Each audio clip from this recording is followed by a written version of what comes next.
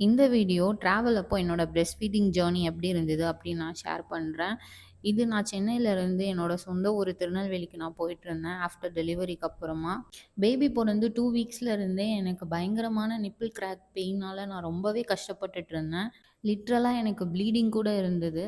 So நான் இந்த travel வந்து நெனச்சு ரொம்பவே பயந்துட்டு இருந்தேன். அந்த டைமில வந்து எனக்கு இந்த எலக்ட்ரிக் பம்ப் வந்து ரொம்பவே சேவியரா இருந்துச்சு. நான் என்ன பம்ப் யூஸ் பண்ணுறேன் எல்லாமே நான் டெடிகேட்டடா நான் இன்னொரு வீடியோவில் நான் சொல்கிறேன்.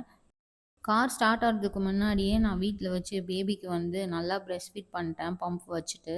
நான் பிரெஸ்ட் மில்க் வந்து எக்ஸ்ட்ராக்ட் பண்ணேன்னா 2 ஹவர்ஸ் ஒன்ஸ் வந்து நான் அதை வந்து டிஸ்போஸ் பண்ணிடுவேன் மீதி இருந்தால் கூட. ஸோ இந்த மாதிரி பண்ணும்போது நம்ம அடிக்கடி வாஷ் பண்ணுற மாதிரி இருக்கும் பம்ப் அண்ட் பாட்டிலை.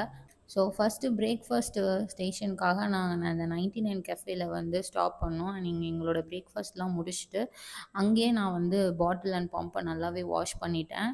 அண்ட் அவங்கக்கிட்டேயே நான் வந்து ஹாட் வாட்டரும் நான் வாங்கி வச்சுக்கிட்டேன். அண்ட் என்கிட்டயே ஒரு ஃப்ளாஸ்க்கு ஃபுல்லாகவே ஹாட் வாட்டர் நான் எடுத்து வச்சுருந்தேன். ஸோ எனக்கு ஹாட் வாட்டரே கிடைக்கல அப்படின்னா நான் அதை யூஸ் பண்ணிக்கலாம். மற்றபடி அந்த ஹோட்டலில் கொடுக்குற ஹாட் வாட்டரை வச்சு நான் பாட்டில் அண்ட் பம்பை வந்து நல்லா க்ளீன் பண்ணி எடுத்துக்கிட்டேன். ஸோ இந்த மாதிரி எனக்கு கிடைக்கிற அந்த ஹோட்டல்லே நான் வந்து ஹாட் வாட்டர் யூஸ் பண்ணி நான் பாட்டில் அண்ட் பம்பை வந்து நல்லா க்ளீன் பண்ணிட்டேன்.